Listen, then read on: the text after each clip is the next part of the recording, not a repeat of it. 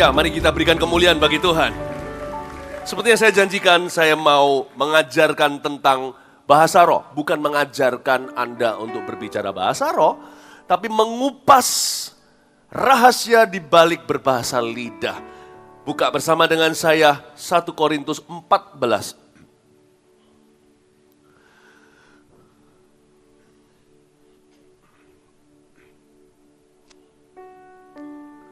Ini sebuah karunia yang berhubungan dengan hidup berkemenangan.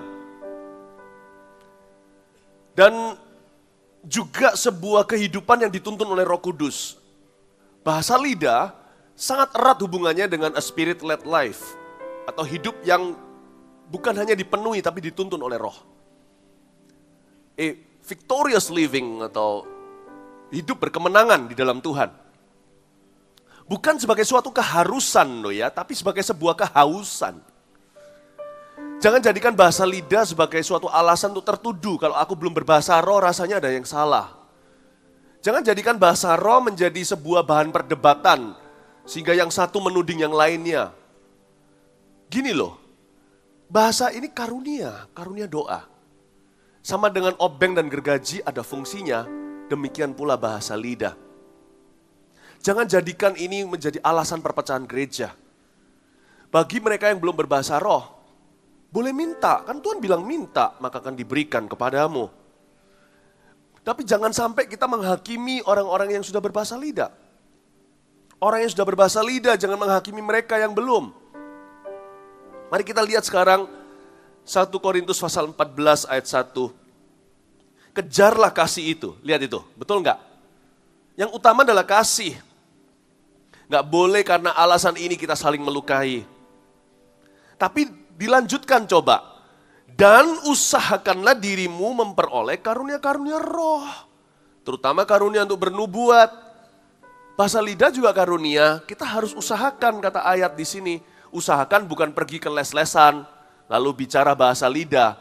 Bukan, usahakan di sini artinya rindukan dan mintalah. Gimana kita bisa rindu dan minta kalau kita nggak ngerti fungsinya? Apalagi kalau sudah terlalu banyak trauma di area ini, banyak orang berdebat sana-sini. Akhirnya kita sendiri berkata, ngapainlah bahasa roh buat risih atau buat hilang damai sejahtera. Salah. Karunia ya karunia itu fasilitas. Ini fasilitas rohani atau fasilitas supranatural. Anda naik sebuah gedung, contohnya Taipei 101, satu tingkat itu waktu saya dibawa sama teman-teman di Taiwan. Anda dikasih lift cepat, luar biasa loh, liftnya itu bukan lift barang. Baru tekan, langsung sampai. Luar biasa itu lift membawa kita ke tempat yang tinggi. Nah, tapi kalau Anda merasa lift itu sesat, Anda mau jalan saja naik tangga, ya orang Surabaya katakan, monggo silakan. Nggak apa-apa, jangan hakimi mereka yang mau naik tangga. Naik tangga juga sehat bukan? Tapi yang naik tangga jangan berkata, itu orang-orang naik lift itu, sesat itu. Jangan begitu. Karunia adalah karunia itu fungsi. Dan ini karunia perjanjian baru. Sebuah karunia yang mengaktifasi karunia-karunia yang lainnya. Andai kata kaki Dian ada 9 lampunya, ini yang tengah. Ketika Pentakosta terjadi, setelah itu lihat apa? Petrus menyembuhkan orang sakit di Gerbang Indah. Ada healing gift. Setelah itu ada Agabus, bernubuat. Ini karunia mengaktifkan yang lainnya. Dalam pelayanan saya, karunia ini yang utama. Bukan yang paling penting, terutama adalah kasih. Tapi karunia sebagai karunia, dia utama. Dia membuka pintu terhadap segala pintu.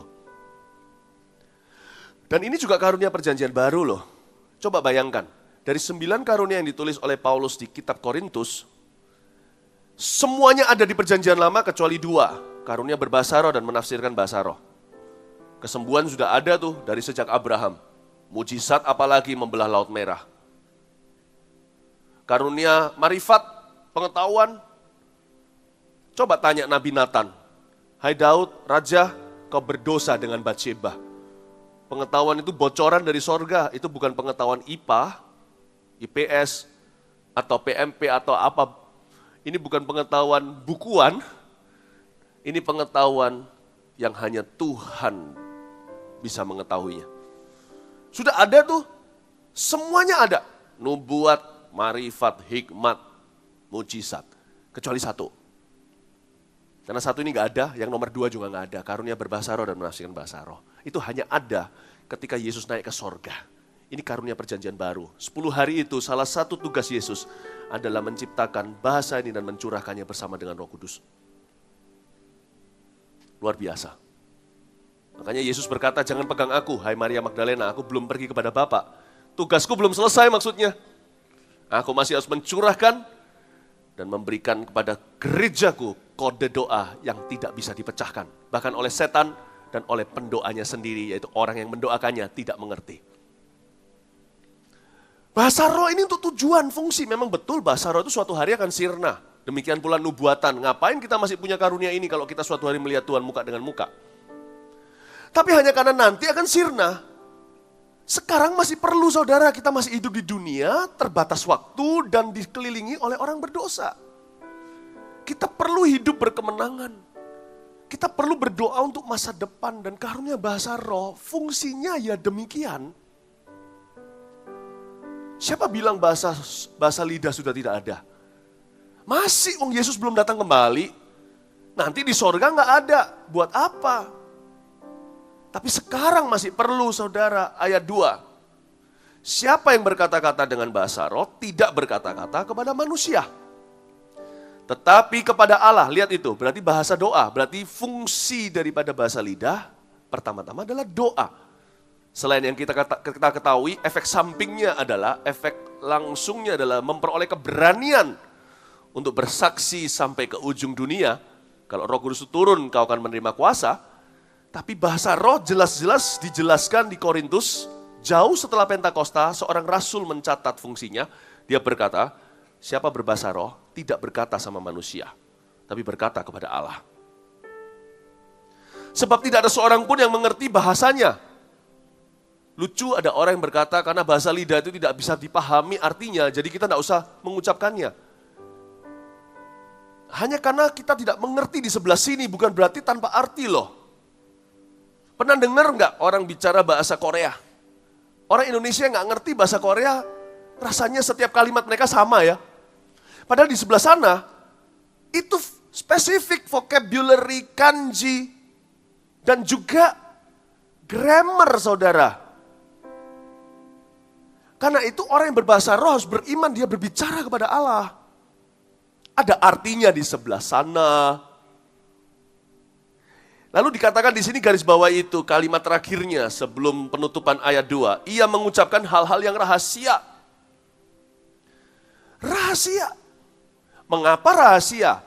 Karena masa depan itu rahasia bagi kita. Orang yang berdoa dengan akal budinya hanya berdoa sesuai pengalamannya, bahkan traumanya. Atau ekspektasinya lah ya. Dia tidak bisa mendoakan apa yang matanya belum lihat, telinganya belum dengar, apa yang belum muncul dalam hatinya. Dia tidak bisa ready. Tidak bisa siap akan hal-hal tersebut. Karena itu semua di depannya belum tahu apa yang akan terjadi. Tapi orang yang berdoa dalam bahasa roh, memakai kekuatan roh, dan roh kita ini kekal. Tidak diikat batas waktu, kita meninggal dunia pun roh itu kita bawa. Jadi orang yang berdoa di dalam bahasa roh, menaikkan doa-doa untuk masa depannya, melampaui pengetahuan otaknya dan pengalaman hidupnya. Karena itu bahasa roh sangat kental hubungannya dengan hidup berkemenangan.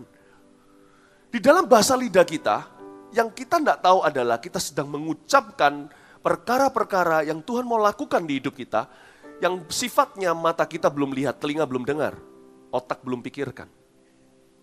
Dan kenapa rahasia? Karena masa depan kita. Gimana coba doakan masa depan kita? Paling kita cuma doakan harapan-harapan kita.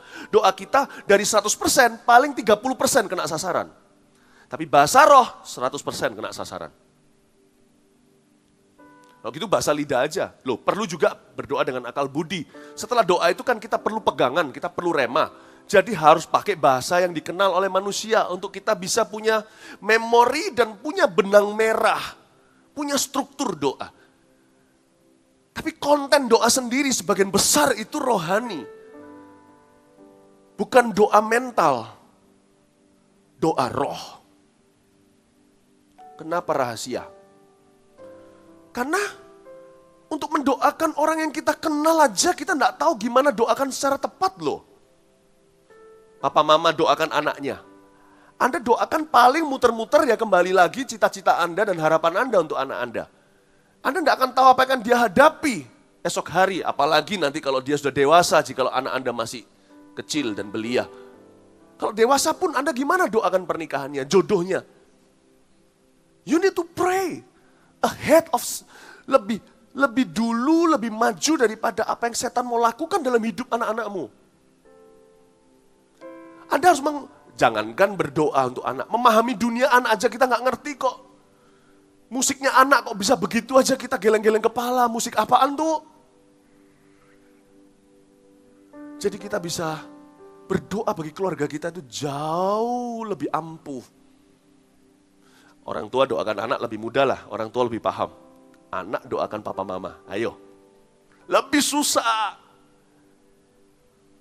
Paling kalau kita suruh doa 5 menit udah kehabisan kata. Seputar apa? Seputar yang lumrah, panjang umur lah, tubuh sehat. Terus mau doain apa lagi? Gimana kalau ternyata orang tua Anda, maaf ya, punya masalah di ranjang? Gimana ya doainnya? Risih aku kalau sebagai anak harus doakan perkara itu. Tapi siapa tahu itu yang sekarang mereka butuh. Enak ya, kita berbahasa roh, berdoa tanpa harus jadi gosip ria. Tanpa harus merusak jiwa kita. Ada hal-hal tertentu lebih baik remain a secret. Kita bisa doakan tanpa tahu terlalu banyak. Cuman hati diberikan bocoran sama Roh Kudus merasakan ada something wrong sekarang yang terjadi dalam diri orang tuamu. Itu namanya kepekaan. Tapi tidak tentu harus bersamaan dengan pengetahuan. Bagaimana Anda doakan orang yang tidak kenal? Gereja yang ampuh mendoakan orang-orang yang baru adalah gereja yang berbahasa roh dan berbahasa lidah pula. Bagaimana kita bisa berdoa? Saya masih ingat waktu kita sama-sama pergi ke Myanmar. Mission trip kita ada sekian ratus orang. KKR besar. Orang Myanmar nggak bisa Inggris, orang kita nggak bisa bahasa Inggris juga. Sekalipun bisa, orang Myanmar nggak bisa Inggris, kita nggak bisa bahasa Myanmar. Jadi doa pakai bahasa apa yo? Bahasa lidah. Bagaimana kita doa untuk sesuatu yang kita nggak kenal? Doain untuk diri sendiri aja habis kata. 5 menit sudah nggak ada bahasa Indonesia, Chinese atau Inggris yang bisa memadai. Bagaimana Anda doa untuk bisnis Anda, pabrik Anda, toko Anda? Oh, saya nggak berani bangun tidurku terus mandi, tidak lupa menggosok gigi. Saya bangun tidur langsung berbahasa lidah. 40 menit saya lakukan tiap pagi sejak 25 tahun yang lalu. Kaki saya belum menginjakkan ke lantai tanah, saya sudah mulutnya sampai ke sorga. Saya berdoa untuk papa mama, untuk istri anak, untuk gereja, untuk siapa yang saya temui nanti, untuk siapa yang saya jumpai, untuk segala strategi, solusi, bahkan problemanya belum ada pun solusinya sudah diberikan ke saya. Saya minta investasi sorgawi, saya minta Tuhan taruh di dalam diri saya dalam bentuk persiapan-persiapan oleh Roh Kudus untuk apa yang akan segera saya hadapi entah apa. Itulah sebabnya hal-hal yang rahasia. Dan rahasia dalam arti di sini tidak bisa dipecahkan. Bahasa roh adalah bahasa rahasia sorga. Kata hal-hal yang rahasia, ia mengucapkan hal-hal yang rahasia. Kata itu artinya perfect secret. Rahasia yang sempurna. Mau tahu rahasia sempurna itu apa? Coba bayangkan berangkas. Di hotel Anda masuk mau taruh paspor kalau Anda di luar negeri. Taruh uang bahkan. Jewelry. Mungkin Anda pergi ke pasar, Anda tidak mau menyolok, taruh berlian di sana. Tutup kan? Biasanya 4 digit atau 6 angka. 1, 2, 3, 4. Itu kode rahasia Anda. Itu rahasia yang bodoh sih kalau 1, 2, 3, 4. Ya. Tapi kalau Anda kata Anda taruh 1, 2, 3, 4. Bahasa lidah yang paling sederhana, ada orang pernah tanya sama saya, Pastor Philip, saya barusan rasanya terima bahasa lidah, tapi saya nggak yakin apakah betul ya dari Roh Kudus, karena cuman keluarnya itu aja, 1, 2 kata itu. Loh, kalau bahasa lidah itu perfect secret. Jadi tidak bisa di broken code-nya, kodenya nggak bisa dipecahkan. Kalau berangkas 1, 2, 3, 4, itu pun maling yang bodoh nggak tentu bisa buka. Tapi kalau yang sederhananya bahasa lidah aja paling pinter aja nggak bisa pecahkan seperti setan. Bayangkan yang disebut perfect code, kode yang sempurna itu gini. Anda tekan 1, 2, 3, 4, san, se. Waktu Anda tekan 1, dia betul. Kan gitu kan, 1, 2, 3, 4, close, tutup. Atau Anda mau buka lagi, ambil paspor kemudian hari. Anda tekan 1, Anda ingatlah 1, 2, 3, 4 gimana lupanya. 1, betul. Waktu Anda tekan 2, 1 sudah berubah kodenya, bukan 1 lagi tapi 3. 2-nya betul, tapi 1-nya udah salah, itu nggak buka, itu belum tekan 3, 4. Waktu Anda tekan 3, 2 sudah jadi 7. Waktu Anda tekan 3, waktu Anda tekan 4, 3 sudah jadi 9. Waktu Anda tekan 4, selesai itu, Anda buka, nggak bisa, Anda kaget, Anda ke 1. Otak-atik lagi, Anda secara nggak sengaja, secara acak, Anda ketik 3. 3 sudah jadi 8. Karena itu bahasa lidah, sekalipun kedengarannya contohnya kosakata di sini hanya lalalah. Lalalanya sini sama lalala sana itu beda artinya. La-nya Anda dengan la berikutnya udah beda. La pertama udah ganti artinya. Itu kamuflase aja, itu di utterance atau getaran daripada lidah yang menyebut kosakata-kosakata rahasia. Itu kamuflasenya, rohnya yang berbicara, lewat getaran itu berbicara ke sorga. Sebuah kode telegram yang tidak bisa dipecahkan oleh setan, bahkan oleh orang yang mendoakan. Pikirannya tidak bisa membatalkan doanya. Hebat kan? Karena itu jangan coba terjemahkan bahasa lidah. Bahasa Chinese saja nggak bisa kok, mama itu lain kok. Jangan panggil mama Anda, mama, itu kuda-kuda. Mama, itu beda. Tapi bahasa lidah bukan tonasinya, karena itu jangan pergi ke les-lesan mana. Jangan coba-coba untuk memecahkan, nggak bisa ada orang yang bisa menerjemahkan bahasa. Tapi gini loh Pastor Philip, tapi apakah betul bahasa lidahku itu dari Tuhan atau enggak? Saya nggak tahu. Gini ya, mari kita adakan suatu studi ilmiah di gereja. Oke? Ada di sini mikrofon, siapa yang mau volunteer maju ke sini? Cepat. Saya ajak kita untuk melihat suatu mari kita sekarang uji otak kita. Apakah kita bisa memalsu bahasa lidah? Oke, siapa yang berani maju ke sini? Iya, Ivana. Yes sir, yes ma'am. Lai.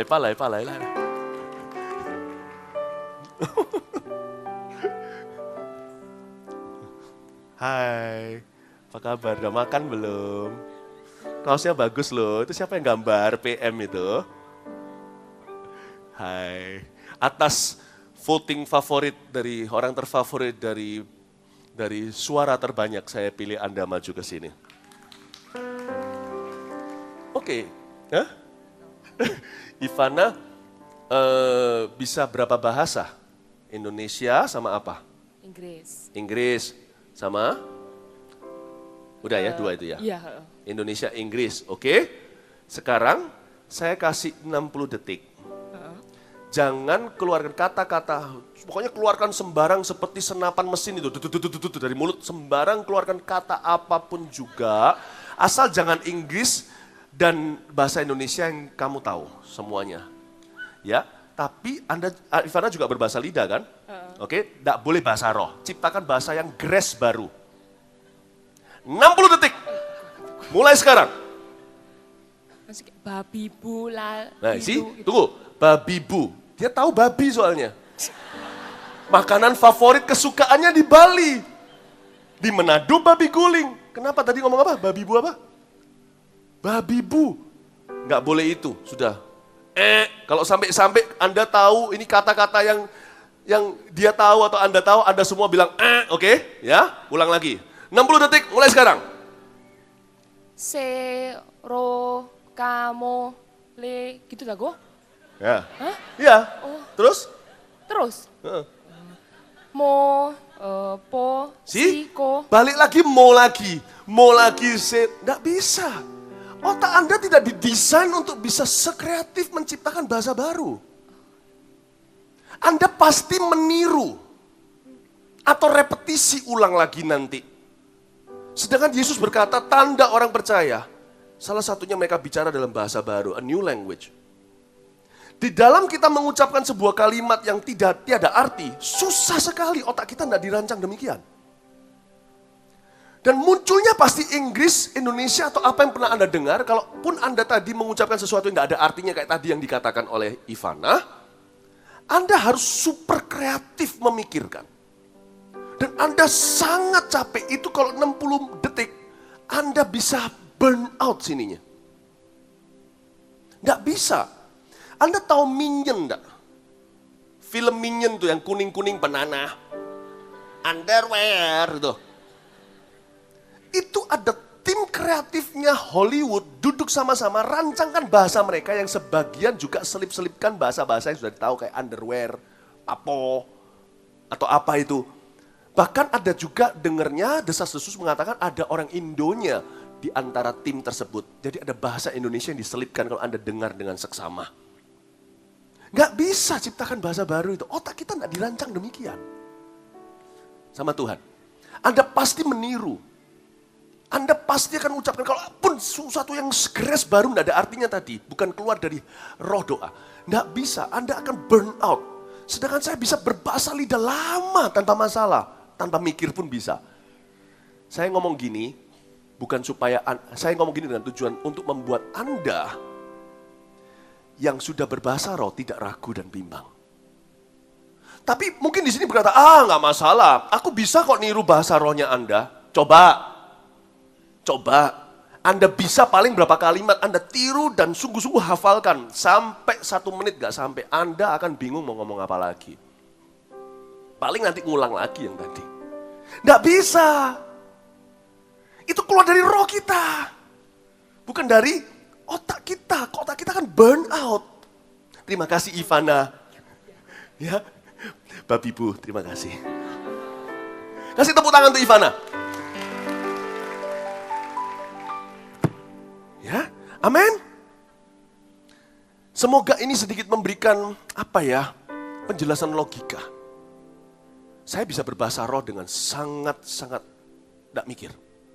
Berdoa, otak saya bisa mikirin papa mama, atau gereja, atau KKR, atau bisnis seseorang, atau masalah seseorang, saya bisa terus berbahasa roh.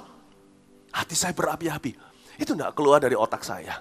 Karena untuk tadi seperti Ivana, dia harus mikir keluar kata-kata yang tadi tidak ada artinya. Saya ajak Anda untuk mengerti, bahasa roh itu real, nyata.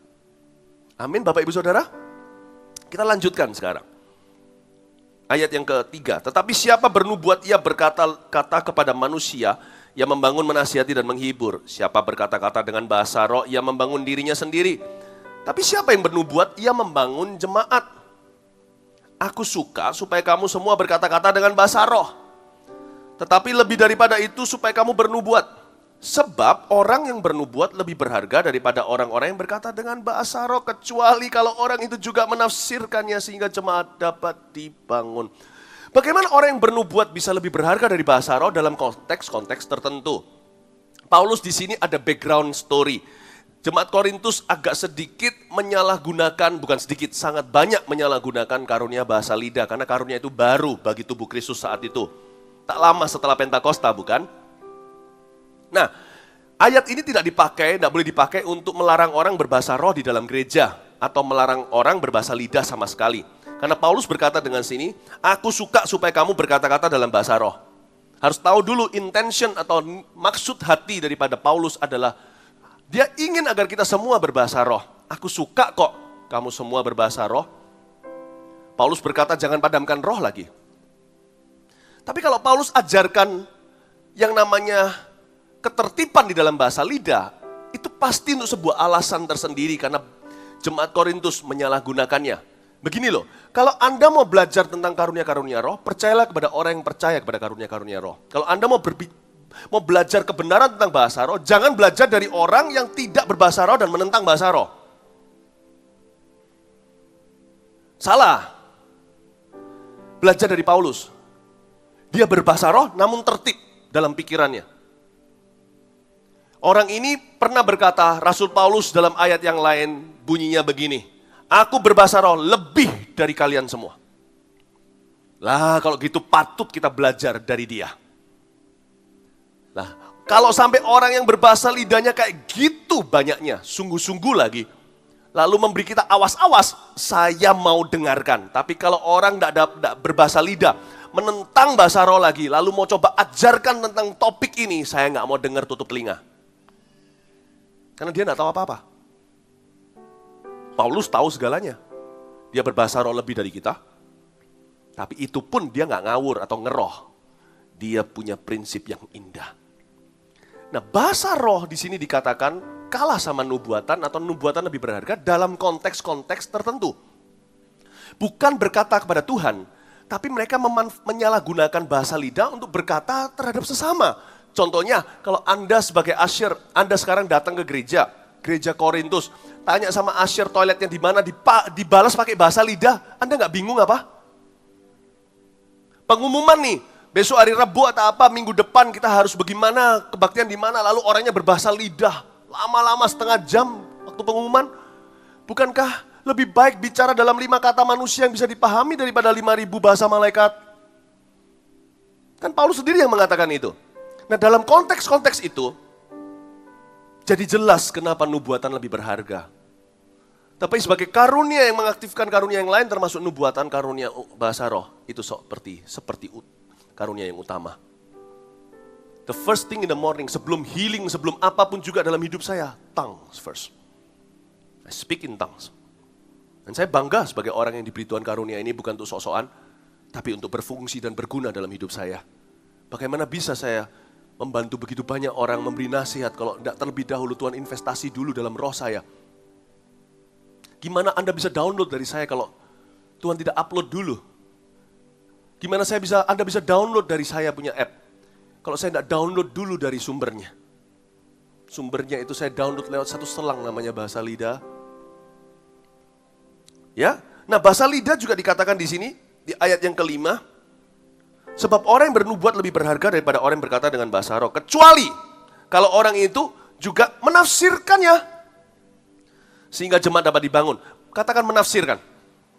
Menafsirkan bukan menerjemahkan loh. Beda loh. Menafsirkan itu bukan menerjemahkan. Menerjemahkan itu gini. Shalom saudara-saudara seiman.弟兄姐妹平安. Shalom brothers and sisters. Hari ini mari kita sama-sama menyembah Tuhan. 今天我们来敬拜耶稣，我敬拜神。Today let us worship God. Itu terjemahan. Today 今天 hari ini. Sampai manapun juga, sampai hari apapun juga. Kalau Anda lihat 今天 di dalam bahasa Chinese itu artinya hari ini. Sampai di buku manapun juga, komputer manapun juga Anda dapat today, itu artinya hari ini. Itu terjemahan. Karena vocabulary-nya tetap. Bahasa lidah nggak bisa Anda terjemahkan. Anda dengar, Anda tulis, lalu Anda terjemahkan, Anda cocokkan dengan orang yang berbahasa lidah sebelah kanan, Anda membuat investigasi. CNN yang suruh katakanlah. Nggak bisa. Nggak bisa. Anda hanya bisa menafsirkannya. Menafsirkan itu luar biasa. Jadi penafsiran bahasa lidah itu secara pribadi dalam kehidupan doa kita masing-masing begini. Dalam bentuk kejadian, kepekaan, dan pewahyuan. Oke? Kejadian gimana caranya? Saya berbahasa roh nih. Saya nggak tahu kan, saya lagi berdoa untuk masa depan. Nanti saya sampai di masa depan itu, ketika masa depan menjadi masa sekarang bagi saya dipersiapkan. Tiba-tiba ada aja spirit-filled events and incidents in our lives. Ada aja perkara-perkara yang betul-betul dituntun Roh Kudus kita ke sana. Tiba-tiba Anda bisa bertemu dengan orang yang tepat di waktu yang tepat. Di tempat yang tepat. Mengucapkan kata-kata yang tepat. Dapat hal-hal yang tepat. Aneh itu. Kita hanya bisa menoleh berkata, loh aku ini dituntun ya. Nah tuntunan itu tafsiran bahasa lidahmu kemarin pagi. Atau kadang-kadang bisa déjà vu seperti bahasa Prancis. Artinya, kok rasanya ini pernah terjadi ya? Pernah nggak punya perasaan gitu? Kayak, kok pernah terjadi ya pembicaraan ini ya? Sehingga pembicaraan ketika berlangsung, Anda tidak terkejut, Anda sudah bisa pikirkan solusi. Karena roh kita sudah dibawa ke sana, padahal doanya bulan lalu. Tapi kita waktu terjadi, merasa déjà vu. Seperti terjadi, karena roh Anda sudah sampai sana. Roh Anda sudah sampai bulan depan. tubuhnya masih di sini, di dunia sekarang. Kepekaan, Anda ketemu sama orang, semuanya kelihatannya, semua resumenya atau investasinya semua benar deh, bagus semuanya itu, aduh menggiurkan. Tiba-tiba tak di hatimu, rasa something is wrong dengan orang ini. Something is wrong, sesuatu yang salah. Lalu Tuhan akan kasih peneguhan, gak mungkin Tuhan biarkan Anda ngeroh, merasakan sendirian. Pasti ada sesuatu. Ternyata betul, Anda gak jadi invest di situ. Bulan depannya baru ketahuan, uang banyak orang dilarikan oleh orang itu. Anda bisa peka untuk hidupmu sendiri. Anda bisa ngelus dada dan berkata, wow untung aku luput. Bukan untung, Anda sudah minta Tuhan luput bulan lalu waktu Anda berbahasa lidah itu, atau lebih tepatnya tadi pagi ketika Anda berbahasa roh. Anda udah minta sama Tuhan untuk diluputkan. Pewahyuan, tiba-tiba muncul ide-ide.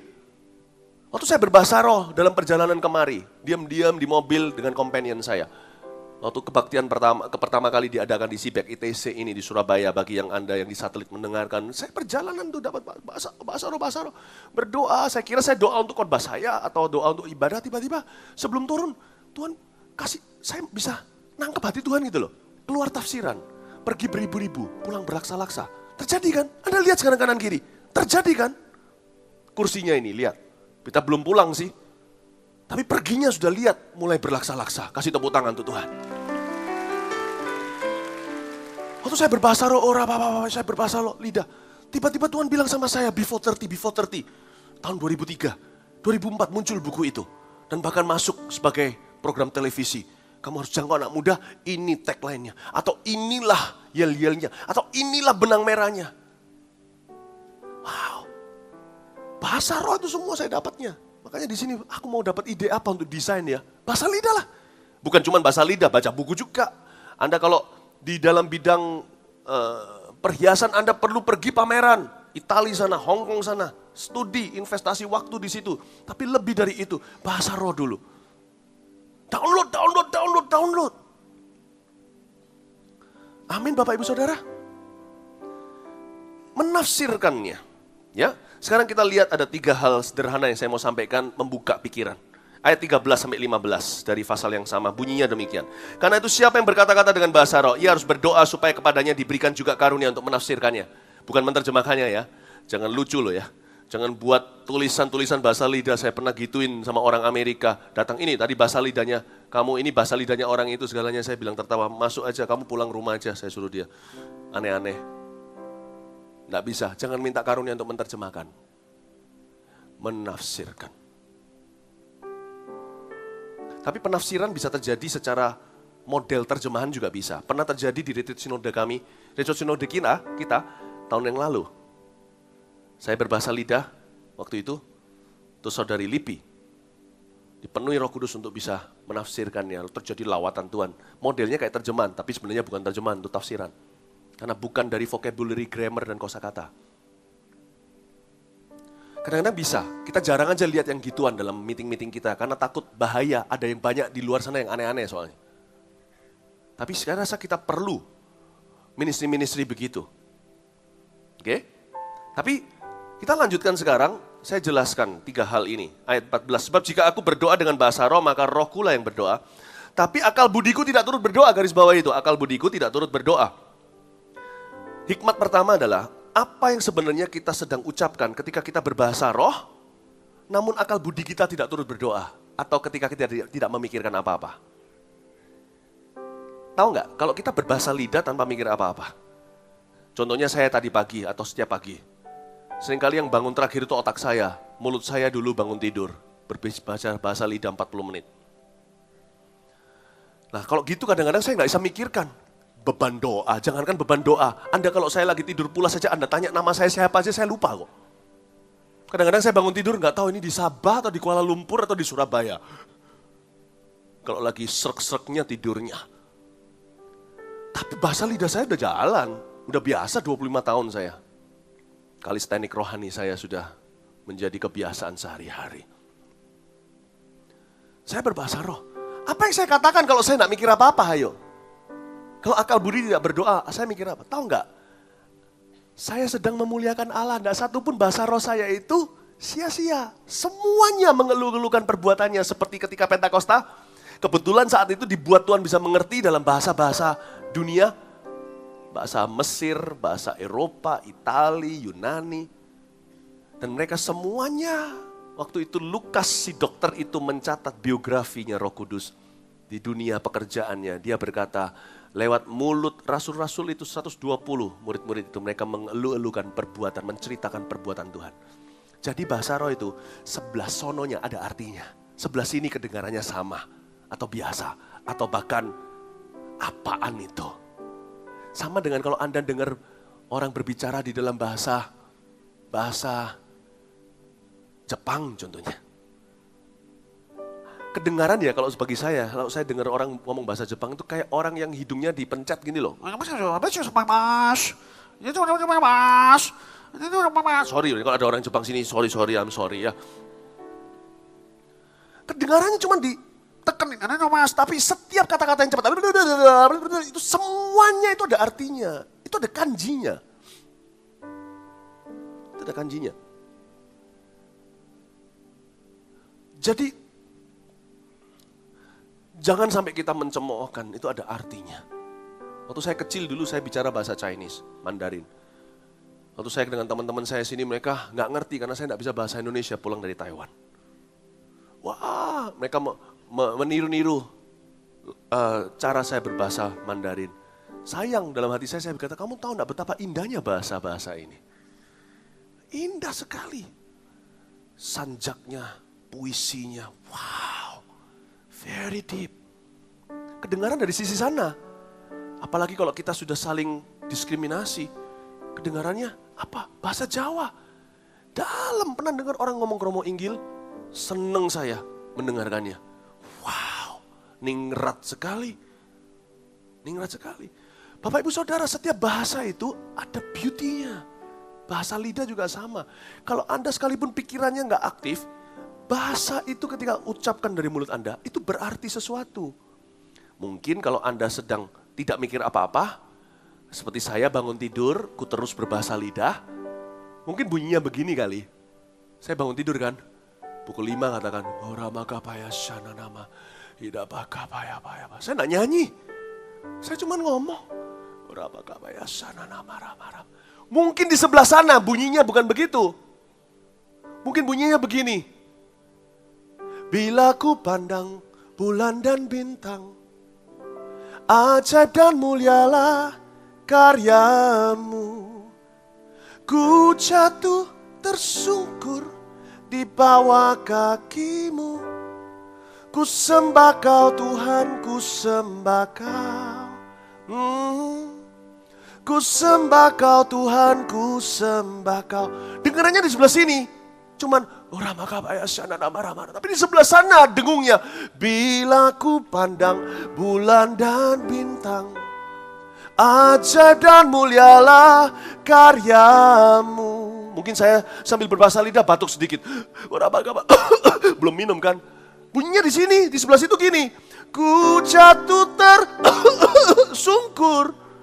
Di telinga Tuhan bunyinya begitu. Di bawah kakimu.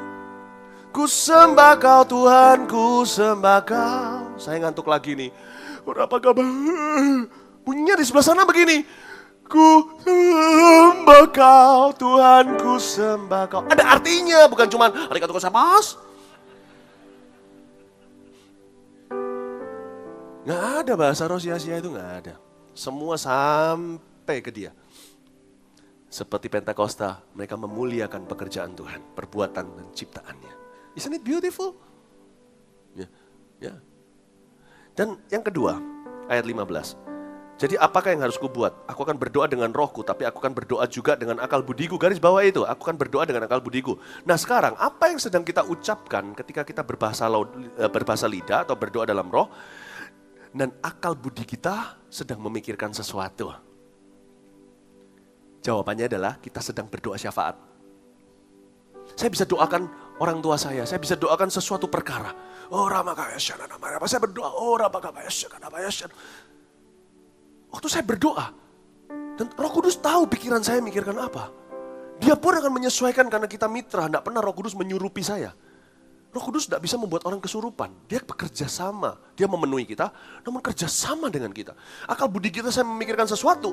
Dia langsung manuver doa kepada Bapa. Roma 8 berkata, Roh Kudus membantu kita dalam kelemahan kita ketika kita tidak tahu bagaimana harus berdoa. Dan dia berdoa dengan keluhan-keluhan yang tak terucapkan. Dan Bapa yang kenal hati nurani orang tahu Roh itu berdoa bagi orang-orang kudus. Saya akan berdoa buat anak saya ketika anak saya sakit atau ketika anak saya sekolah. Saya akan berdoa untuk calon menantu saya. Saya akan berdoa untuk whatever. Saya berdoa untuk nanti trip liburan atau trip nanti pelayanan. Saya berdoa untuk Sabah, saya berdoa untuk gereja Mausian, saya berdoa untuk kebaktian ini. Saya berdoa, saya berdoa. Waktu saya berdoa untuk sesuatu hal. Ketika zoom dan fokus saya kepada satu perkara atau satu keluarga. Saya sedang mensyafaatkan keluarga itu atau perkara itu. Indah loh. Itulah berdoa dengan akal budiku, dengan rohku.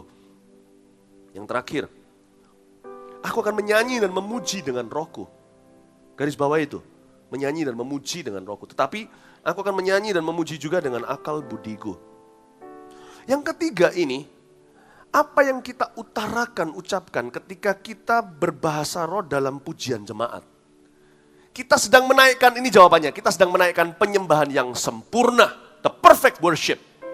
Nggak ada yang namanya worshiper yang perfect. Nggak ada kita ini penyembah yang sempurna. Tapi penyembahan bisa sempurna. Ya. Bapak Ibu Saudara, saya pada waktu menikah, waktu itu ada MC yang kami undang dari ibu kota. Saya menciptakan lagu itu saya kasih judul Irene Forever Will Be, chapter 5 Before 30 sekarang di biografi saya. Saya nggak nyanyikan di sini, malu saya. Nah pada waktu pesta resepsi, setelah doa berkat, setelah diberkati, saya malamnya pesta, akhirnya MC minta saya dengarkan, diberitahu sama panitia kalau saya menciptakan lagu untuk istri saya. Akhirnya disuruh nyanyi, saya nyanyi sampai separuh, MC-nya hentikan saya, tidak harusnya dia lakukan itu. Disuruh katanya terlalu romantis, ini memang hari romantisku kok aku dihentikan, nah gimana? Ya sudah apa boleh buat. Rasa tidak enak gitu loh, dihentikan. Lagu yang saya buat dari hati saya, lagu yang lain yang pernah dibikin Michael Bolton, siapa saja, Celine Dion, David Foster, tidak bisa mewakili hatiku. Harus laguku yang bisa mewakili hatiku. Dihentikan, ya sudah wes. Berapa sering Roh Kudus, bahasa roh dihentikan di gereja ketika menyembah, tidak diperbolehkan. Hati saya waktu itu agak marah, rasanya mau pecat MC itu di tempat. Jangan sampai Tuhan pecat kita. Karena kita menghentikan jemaat untuk menyanyikan lagu merek mereka sendiri pada Tuhan. Lagu yang tidak diciptakan Redo, tidak diciptakan Planet Shaker, tidak diciptakan Joshua Band. Lagu yang keluar dari perfect worship di hatimu. Ada waktunya ketika Anda menyembah, Anda punya perasaan syukur atau perasaan sedih jikalau Anda curah hati. Tidak bisa diwakili dengan lagu manapun yang pernah diciptakan di dunia. Tidak bisa. Sebuah lagu yang diciptakan hanya bisa sampai maksimal 70% menyampaikan untuk menyalurkan aspirasi hati umat. Bagi penciptanya sendiri 90, karena dia punya pengalaman pribadi dengan lagu itu. Tapi nggak ada seorang pun bisa kena worship 100% gong. Kapan itu terjadi?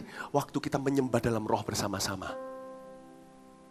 Jadi tidak boleh GR kita berkata, kenapa di gereja itu ada penyembahan dalam roh? Oh, dia bukan ngomong sama kamu kok, dia ngomong sama Tuhan.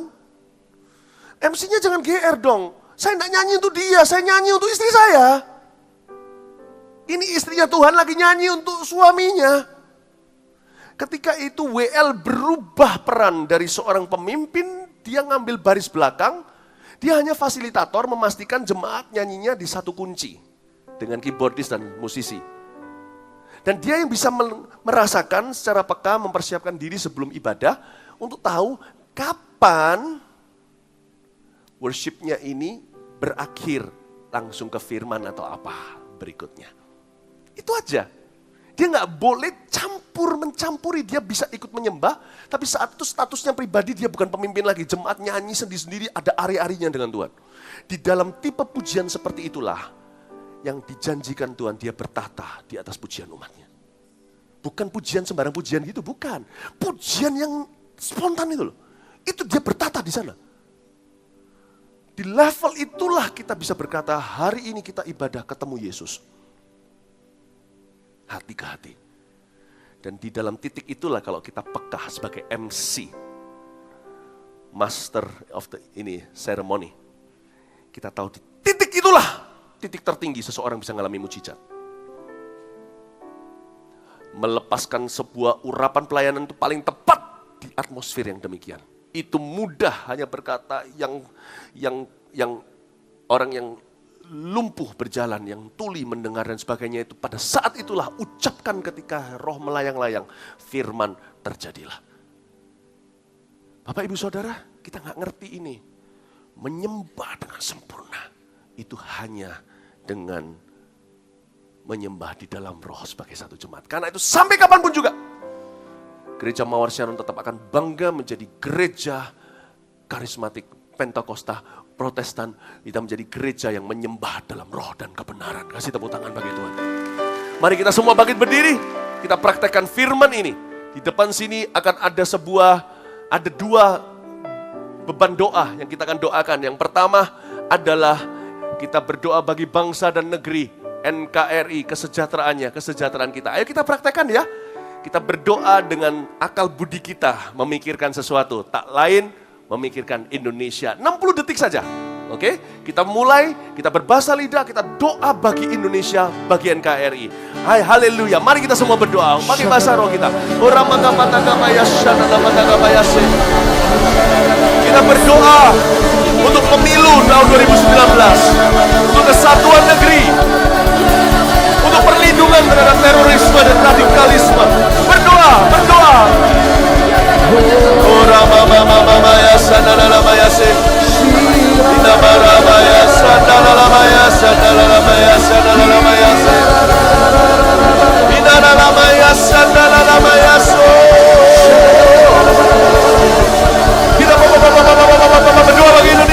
bagi Indonesia.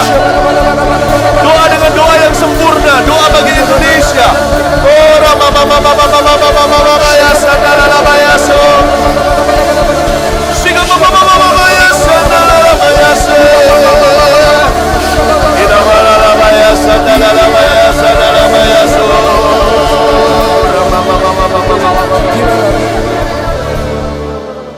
Yang kedua, mari kita sekarang fokuskan pikiran kita untuk berdoa bagi keluarga masing-masing. Pasti ada kebutuhan, khususnya keselamatan bagi mereka yang belum dalam Tuhan. Mari angkat tanganmu dan mulai berdoa buat keluargamu. 60 detik.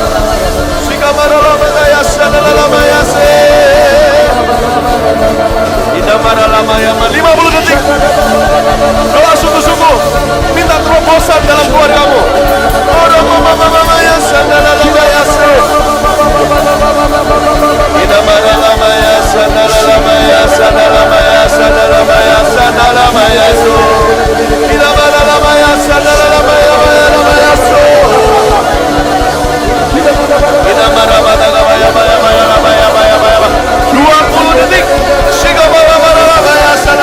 Pray for your family. Doa bagi anak-anakmu, doa bagi orang tua kita, doa bagi saudara-saudara kita, tetangga kita.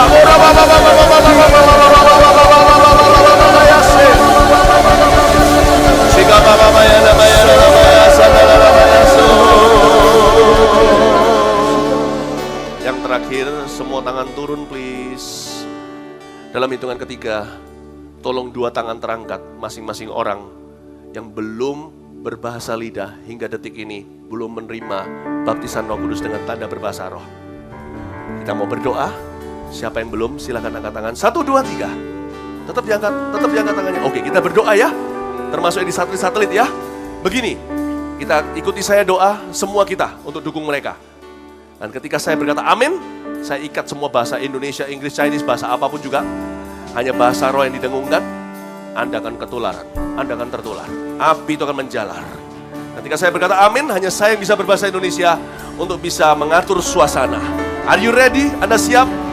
Firman Tuhan berkata, barang siapa haus, Dan barang siapa percaya, dari dalam dirinya mengalir aliran kehidupan.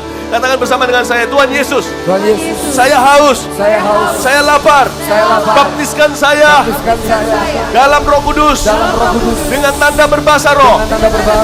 Saya menerima kuasa untuk menjadi saksi Tuhan sampai ke ujung dunia. Saya mau bahasa doa.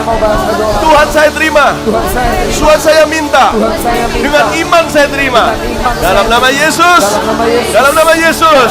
Are you ready? Dalam nama Yesus. Amin.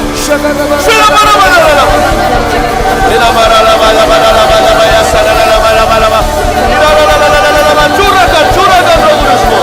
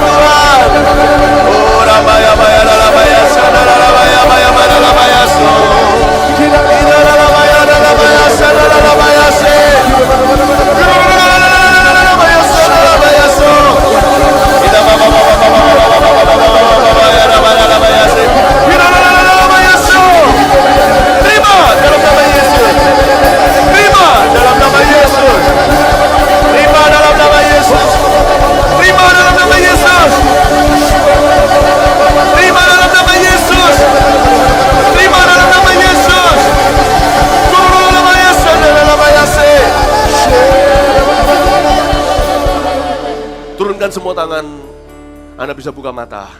Dalam hitungan ketiga, yang baru menerima karunia bahasa lidah, silakan angkat kedua tangannya lagi. 1, 2, 3. Yang baru menerima, angkat tinggi-tinggi, angkat tinggi-tinggi, angkat tinggi-tinggi. Haleluya. Di kanan kiri, di mana-mana, termasuk di satelit, saya percaya. Haleluya. Haleluya, kasih tepuk tangan yang meriah bagi Tuhan. Oh haleluya, mari kita menyembah, angkat tangan kita. Oh ramaya sadara ramaya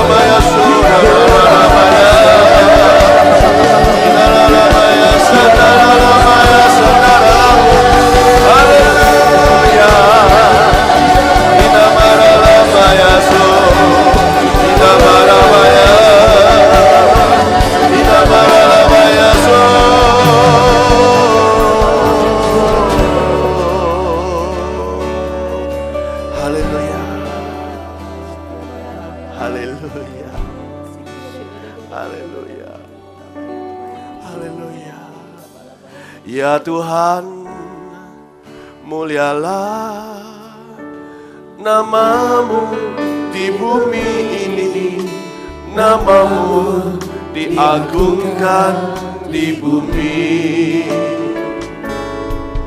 Kemuliaan-Mu di surga mengatasi bintang.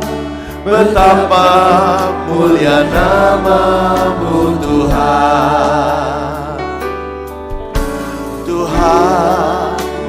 Mulialah namamu di bumi ini, namamu diagungkan di bumi. Kemuliaanmu di surga mengatasi bintang. Betapa mulia namamu Tuhan. Bila ku pandang ke langit, bulan dan segala bintang, ku heran kau memperhatikanku. Kau pilih dan kasihiku, memahkotaiku. Sebab itu ku puji kau selamanya. Tuhan, mulialah namamu di bumi ini, namamu diagungkan di bumi. Kemuliaanmu di surga mengatasi bintang. Betapa mulia namamu Tuhan. Bila ku pandang ke langit, bulan dan segala bintang, ku heran kau memperhatikanku. Kau pilih dan kasihiku, memahkotaiku. Sebab itu ku puji kau selamanya. Mari kita sembah Tuhan.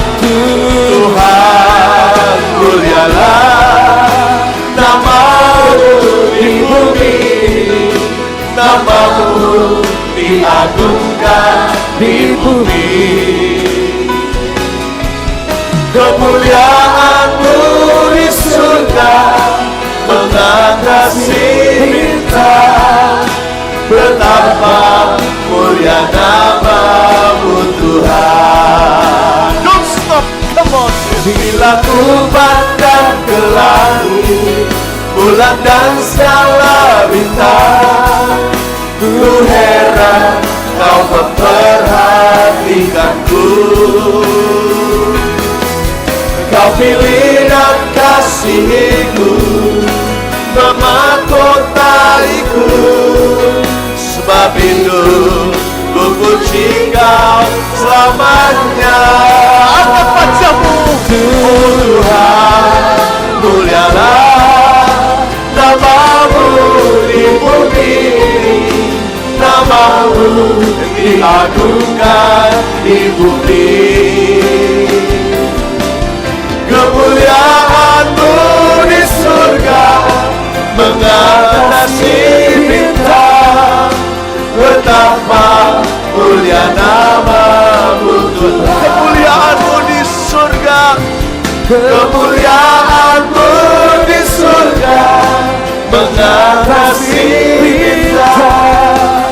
Betapa mulia namamu Tuhan. Kemuliaanmu di surga, kemuliaanmu di surga mengatasi bintang. Betapa mulia namamu Tuhan. Haleluya, haleluya. Betapa mulia namamu Tuhan. Betapa mulia namamu Tuhan. Haleluya, haleluya.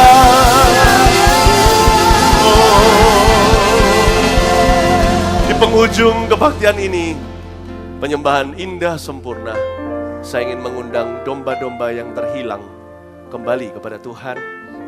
Kalau Anda mau terima Yesus, belum terima Yesus, ini waktunya. Kalau Anda bawa jiwa baru yang belum terima Yesus, bawa dia ke depan. Kalau ini adalah waktunya, Anda yang sudah mundur dari Tuhan ingin kembali ke jalan yang benar, majulah juga. Sebentar kita akan doa berkat. Tapi sebelumnya, setelah doa berkat selesai, tetap ada masa pelayanan seperti minggu-minggu ketika saya khotbah di sini. Anda punya kebutuhan, Anda yang sakit, Anda yang masih belum menerima bahasa lidah sampai sekarang, silakan bisa maju ke depan. Setelah doa berkat, PAW akan tetap tinggal. Tapi sekarang terlebih dulu, sebelum doa berkat, yang mau terima Yesus, bisa angkat tangannya. Majulah ke sini sekarang. Come on, yang mundur dari Tuhan juga kasih tepuk tangan untuk mereka. Oh haleluya, Tuhan sayang sama Anda. Lihat betapa indahnya kemuliaan-Mu di surga mengatasi. CGL, TL, coach otomatis Anda melayani bersama dengan Asia. Nama-Mu Tuhan, kemuliaan-Mu di surga, kemuliaan-Mu di surga mengatasi bintang. Betapa mulia nama-Mu Tuhan. Ulurkan tanganmu ke depan sebelum angkat tangan terima berkat. Anda tetap tinggal di sini, setelah doa berkat saya akan layani. Terima kasih ya Tuhan Yesus. Engkau hari ini membawa mereka kembali ke jalan-Mu. Atau pertama kali ke situ. Urapi mereka, beri mereka pengalaman indah dengan Yesus. Mulai hari ini berjalan di dalam kebenaran sebagai anak-anak terang. Dalam nama Yesus. Tetap diangkat tangannya, terimalah berkat dari Allah Bapa, kasih setia dari Yesus Kristus, pengurapan dari Roh Kudus menyertai-mu dari sekarang sampai seterusnya. Tiap hari bangunlah dirimu di atas dasar imanmu yang kudus dengan berdoa di dalam Roh Kudus dan membaca firman. Pulang membawa berkat. Haleluya. Amin. Silakan. Tuhan memberkati. Selamat malam.